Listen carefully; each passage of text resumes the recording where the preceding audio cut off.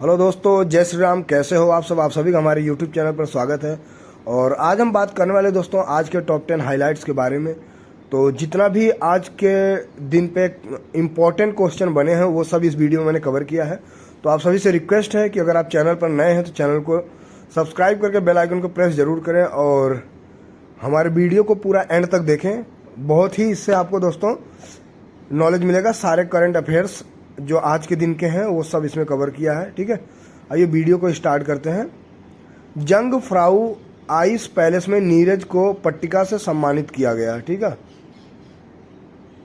वहाँ नीरजा हो गया दोस्तों, वो नीरज है। ठीक है, ओलंपिक और विश्व चैंपियन भाला फेंक खिलाड़ी नीरज चोपड़ा को स्विट्जरलैंड में यूरोप के शीर्ष के रूप में पहचाने जाने वाले जंग फ्राउ जोग के प्रसिद्ध आइस पैलेस में एक पट्टिका देकर सम्मानित किया गया है। नीरज चोपड़ा ने अपना एक भाला पर्यटक आकर्षण हेतु दान कर दिया है और इसे पट्टिका के साथ रखा गया है। ठीक है, तो दोस्तों ये याद रखने वाले पॉइंट हैं सारे। ठीक है, बस खाली आप पर डे 2 वीडियो सुनते जाइए, आपका करंट अफेयर्स रेडी हो जाएगा एकदम। ठीक है, कुछ ज़्यादा सोचने की जरूरत नहीं है। जंग फ्राउ जोच में प्रसिद्धि की दीवार स्विट्जरलैंड पर्यटन की उपलब्धि और समर्पण की भावना के प्रमाण के रूप में कार्य करती है। ठीक है, तो ये था तो नीरज चोपड़ा के ऊपर। अगला देखते हैं। नेपाल में सोनम लोसार मनाया जा रहा है। अब ये देख लेते हैं इसके बारे में। नेपाल का तमांग समुदाय विभिन्न कार्यक्रम आयोजित कर नए साल को सोनम लोसार कहकर मना रहा है। तमांग समुदाय बागमती क्षेत्र के विभिन्न जिलों में निवास करता है। ठीक है, तो सोनम लोसार कहाँ मनाया जाता है? नेपाल में। और कौन से लोग मनाते हैं? तमांग समुदाय के लोग। ठीक है, मंजूश्री कैलेंडर के अनुसार आज से 2860वां वर्ष प्रारंभ होता है। आज से गौ वर्ष पूरा कर बाघ वर्ष प्रवेश करता है। ठीक है, सोनम लोसार उत्सव प्रतिवर्ष माघ शुक्ल प्रतिपदा के अवसर पर मनाया जाता है। ठीक है, मतलब माघ के महीने में।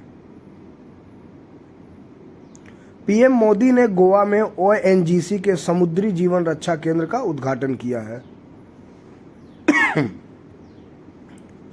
प्रधानमंत्री नरेंद्र मोदी ने गोवा में ONGC institute of integrated maritime survival training centre का उद्घाटन किया।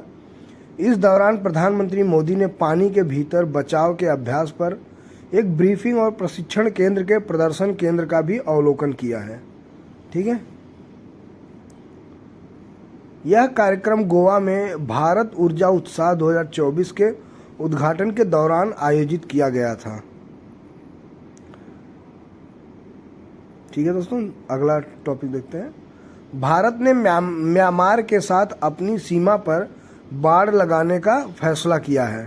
ठीक है, भारत और म्यांमार के बीच जो सीमा है उस पर ये लोग बाड़ लगाने का काम अब शुरू करेंगे, फैसला हो गया उस पर। केंद्रीय गृह मंत्री अमित शाह के अनुसार भारत सरकार ने म्यांमार से लगी 1643 किलोमीटर लंबी सीमा पर बाड़ लगाने या सीमा को बंद करने का फैसला किया है। भारत म्यांमार सीमा 1643 किमी तक फैली हुई है और 4 राज्यों मिजोरम, मणिपुर, नागालैंड और अरुणाचल प्रदेश से होकर गुजरती है। ठीक है, तो भारत म्यांमार सीमा की लंबाई कितनी है और किन राज्यों से होकर गुजरती है, ये इंपॉर्टेंट लाइन है आपको। मणिपुर के मोरेह में 10 किलोमीटर की दूरी पर पहले ही बाड़ लगा दी गई है और हाइब्रिड निगरानी प्रणाली का उपयोग करने वाली 2 पायलट परियोजनाएं चल रही हैं। ठीक है, IRDAI ने बंधन फाइनेंशियल ने एगान लाइफ के अधिग्रहण को मंजूरी दे दी है। बंधन फाइनेंशियल होल्डिंग्स बंधन बैंक की होल्डिंग कंपनी एगान लाइफ इंश्योरेंस का नियंत्रण लेने हेतु तैयार है।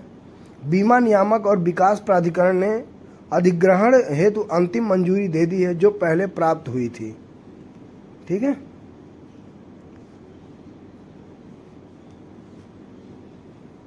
IRDAI की मंजूरी के साथ प्रस्तावित अधिग्रहण हेतु सभी नियामक आवश्यकताएं अब पूरी हो गई हैं। ADB और भारत सरकार ब्रह्मपुत्र नदी परियोजना हेतु $200 मिलियन का ऋण दिया गया है। ठीक है, एशियाई विकास बैंक ADB ने भारत के असम में ब्रह्मपुत्र नदी के किनारे बाढ़ और नदी तट कटाव जोखिम प्रबंधन को बढ़ाने हेतु $200 मिलियन के ऋण को मंजूरी दे दी है। इस परियोजना का लक्ष्य पिछली सफल पहलों को आगे बढ़ाना और क्षेत्र में बाढ़ तथा कटाव की लगातार चुनौतियों का समाधान करना है। ठीक है दोस्तों, कौन से बैंक ने दिया है? एशियाई विकास बैंक ने दिया है। और कितना दिया है? $200 मिलियन को ऋण को मंजूरी मिली है। ठीक है, यानी उधार ले रहे हैं वहाँ से। इस परियोजना से लगभग 1 मिलियन लोगों को लाभ होगा और भारत के असम में 50,000 हेक्टेयर से अधिक फसल उत्पादन में वृद्धि होगी। दिल्ली पुस्तक मेला 2024 10 फरवरी से 18 फरवरी तक चलेगा।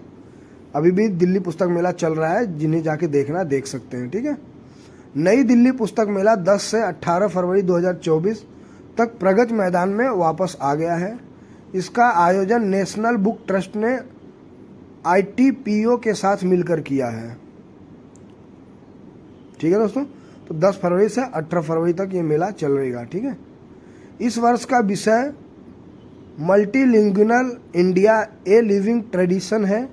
सऊदी अरब इस वर्ष का सम्मानित अतिथि है, जिसमें राज्य के 25 प्रतिनिधि मेले के 2000 से अधिक स्टॉलों के बीच अपनी साहित्यिक विरासत का प्रदर्शन करने हेतु भाग ले रहे हैं। एतिहाद एयरवेज चेन्नई सुपर किंग्स का आधिकारिक प्रायोजक है। ठीक है, ये तो आप लोगों ने देखा भी होगा और अब इनकी जर्सी पर एतिहाद लिखा मिलेगा आपको। खाड़ी वाहक एतिहाद एयरवेज ने गुरुवार को चेन्नई सुपर किंग्स CSK के साथ इसका आधिकारिक प्रायोजक बनने हेतु एक समझौता किया है। वाहक ने कहा कि साझेदारी CSK के आयोजनों और प्लेटफॉर्मों को कवर करेगी, जबकि इसके खिलाड़ियों की जर्सी पर एतिहाद लोगों को प्रदर्शित होगा। इंडियन प्रीमियर लीग IPL के 5 बार के चैंपियन के साथ सहयोग एतिहाद द्वारा बॉलीवुड अभिनेत्री कैटरीना कैफ को अपना ब्रांड एम्बेसडर नियुक्त करने के बाद हुआ है। कृषि रक्षक पोर्टल और हेल्पलाइन तथा सारथी, इस पे देख लेते हैं दोस्तों क्या है, नया टॉपिक है ये। केंद्रीय कृषि और किसान कल्याण मंत्री अर्जुन मुंडा ने नई दिल्ली में प्रधानमंत्री फसल बीमा योजना PMFBY के तहत LMS कृषि रक्षक पोर्टल और हेल्पलाइन तथा सारथी पहल शुरू की है। इन पहलों से बीमित किसानों को लाभ होगा और उनका जोखिम भी कम होगा। ठीक है, कृषि रक्षक पोर्टल और हेल्पलाइन एक एकीकृत शिकायत निवारण तंत्र है, जिसमें एक डिजिटल पोर्टल और एक कॉल सेंटर है, जिसे किसानों को अपनी शिकायतों, चिंताओं और प्रश्नों को दर्ज करने में सक्षम बनाने हेतु विकसित किया गया है। ठीक है, HDFC bank ICICI bank securities firm RDCL में निवेश करेगा। ठीक है, HDFC बैंक और ICICI बैंक ने आवासीय बंधक समर्पित प्रतिभूति बाजार को बढ़ावा देने के लिए RMBS डेवलपमेंट कंपनी लिमिटेड नामक कंपनी में निवेश करेगा। RMBS डेवलपमेंट कंपनी RDCL के शेयर धारकों के रूप में 10 बैंक और वित्तीय संस्थान होंगे। ऋणदाताओं ने एक्सचेंजों को सूचित किया, हालांकि उन्होंने प्रस्तावित कंपनी के अन्य शेयर धारकों का नाम नहीं बताया है। ठीक है, तो जो शेयर में इन्वेस्ट करते हैं उनके लिए बहुत बड़ी न्यूज है। RDCL का प्राथमिक उद्देश्य RMBS बाजार में निवेश और RMBS के व्यापार को बढ़ावा देना और विकसित करना है। ठीक है, आज का ये लास्ट टॉपिक अब है, विश्व दलहन दिवस 10 फरवरी को मनाया जाता है। ठीक है, आई थिंक मालूम नहीं रहा होगा बहुत लोगों को, लेकिन अब जान लो 10 फरवरी को विश्व दलहन दिवस मनाया जाता है। सतत खाद्य उत्पादन के हिस्से के रूप में दालों के पोषण और पर्यावरणीय लाभों के बारे में जागरूकता फैलाने के लिए हर साल 10 फरवरी को विश्व दलहन दिवस मनाया जाता है। WPS 2024 का विषय पल्सेस नर्सरिंग सॉइल्स एंड पीपल है। ठीक है, ये याद रखना आप लोग। यह दिन विभिन्न सतत विकास लक्ष्यों को प्राप्त करने में दालों के महत्व पर जोर देता है। लक्ष्यों में गरीबी उन्मूलन, खाद्य सुरक्षा, स्वास्थ्य, लैंगिक समानता और पर्यावरणीय स्थिरता शामिल है। तो ठीक है दोस्तों, आज के ये लास्ट टॉपिक का लास्ट पॉइंट था। आई होप आप लोगों को अच्छा लगा होगा वीडियो, और अच्छा लगा है तो चैनल को सब्सक्राइब करके बेल आइकन को प्रेस करना ना भूलें, और वीडियो सभी तक शेयर करें ताकि सबका current affairs daily to daily तैयार होता रहे। ठीक है, आप अगर ये पेंडिंग रखेंगे कि नहीं हम एक साथ पढ़ लेंगे, कभी नहीं पढ़ पाओगे। डेली डेली आप एक वीडियो सुनते रहिए, आपका तैयार हो जाएगा। ठीक है दोस्तों, आज की वीडियो में इतना ही। फिर मिलते हैं हम आप सभी से एक नई वीडियो में। तब तक के लिए जय हिंद, जय भारत, जय Shri Ram. Take care all of you.